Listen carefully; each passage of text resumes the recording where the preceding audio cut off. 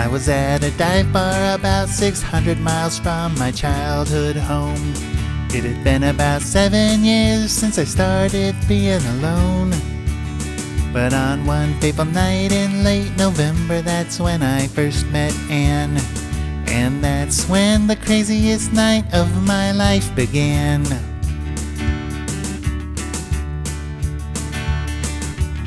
She was really pretty with hair clear down her back, symmetrical blue eyes and a smile like Shelley Hack. She was totally incomparable without any flaws, except for some unknown reason she thought I was Santa Claus.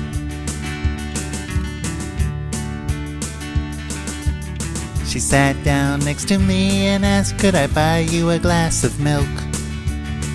It was strange, but I was lonely, so I said, I'll have one if you will. And then our eyes met for the first time, for mine had been wandering. She smiled and said, my name's Anne and I work at the laundry.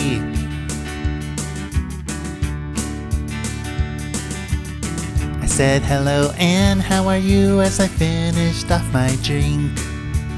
She said, I think I've been good, but I don't know, what do you think? I said, you look good to me, and she let out a relief sigh. She said, you'd be the expert, and I didn't think to ask why.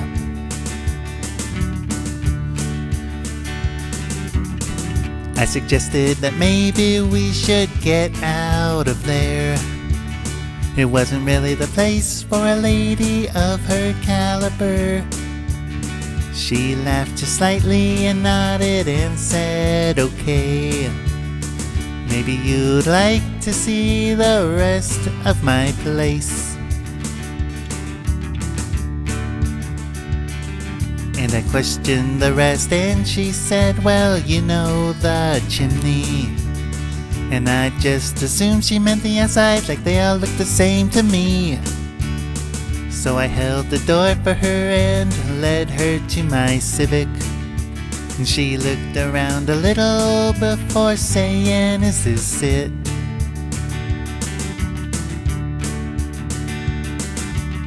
I said, yeah. She said, do the reindeer only work one night? I said, all of them but Cupid. I thought this is what flirting's become, right? So she got in and buckled up, and I did the same so we could go.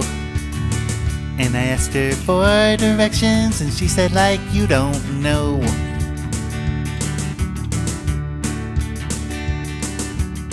And then she gasped and said that was presumptuous, I should know better.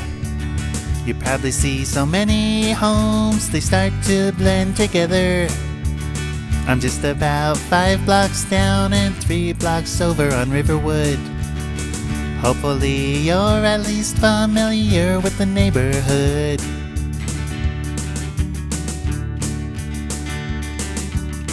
So we started driving and she said, it must be great the career you've been handed.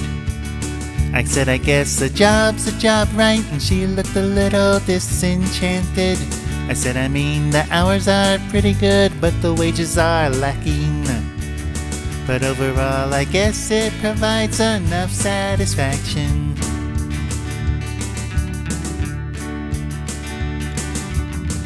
Wait, how do you even know what I do for a living? She said, come on, even with that disguise, you couldn't fool me. Or is this how you really look and the white beard's a disguise? You look different in red, so just wearing it once a year would be really wise.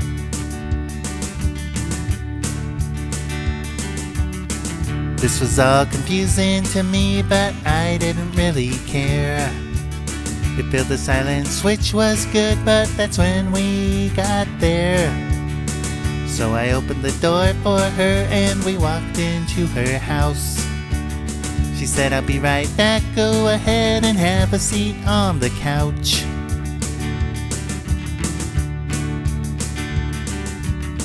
So I made myself comfortable and had a look around.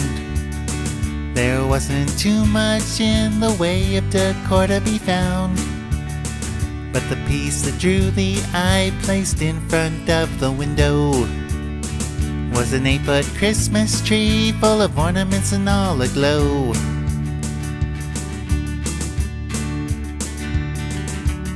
She came back and entered the kitchen, which from my seat I could see into.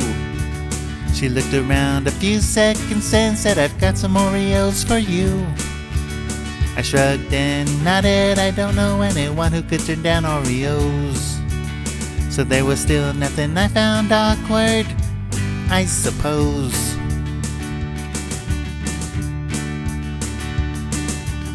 She brought them to me and asked if she could sit on my lap.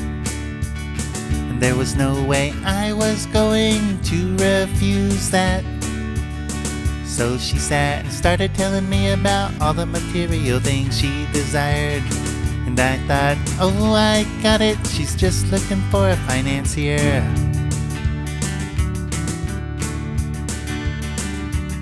She finally stopped and said, "What do you think?" I said, "I got some money." She stared me dead in the face and said, "Now that isn't funny. I know I'm a little late, but there's still a month left before you have to deliver on the 25th.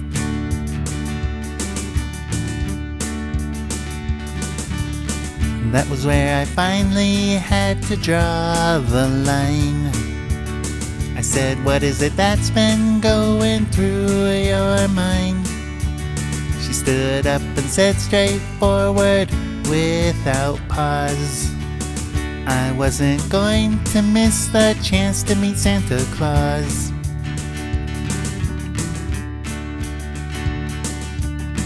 "Santa Claus," said I in a questioning tone, "you thought I was Santa Claus in a bar all alone. I am not Santa, and what's more, couldn't be. There's no..." And I stopped, for she was getting kinda teary.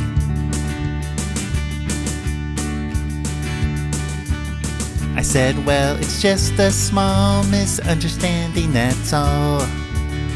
I should probably be on my way," but she said she made a call. And as I opened her door, was I surprised to see about 20 children lined up, all looking at me.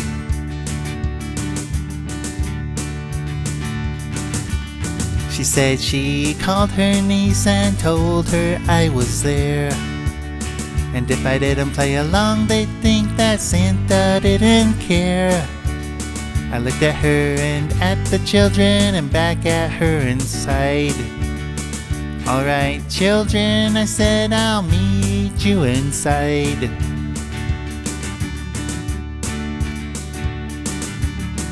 And I spent an hour and a half listening to these kids, till the last one left and thanked me for what I did. I said, "If you really want to thank me, let me take you on a date." She said she didn't think she'd be able to look at me straight.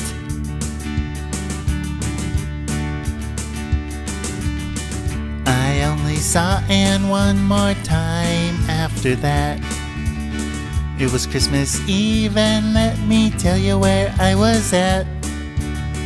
I spent that December buying every single thing those kids had asked for that November evening.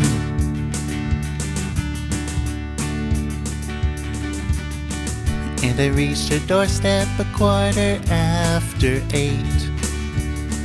And I left those gifts with her, and she said, "That is great." And I pointed up, for I had hung over her door some mistletoe. And she smiled, and as she shut the door, she said no.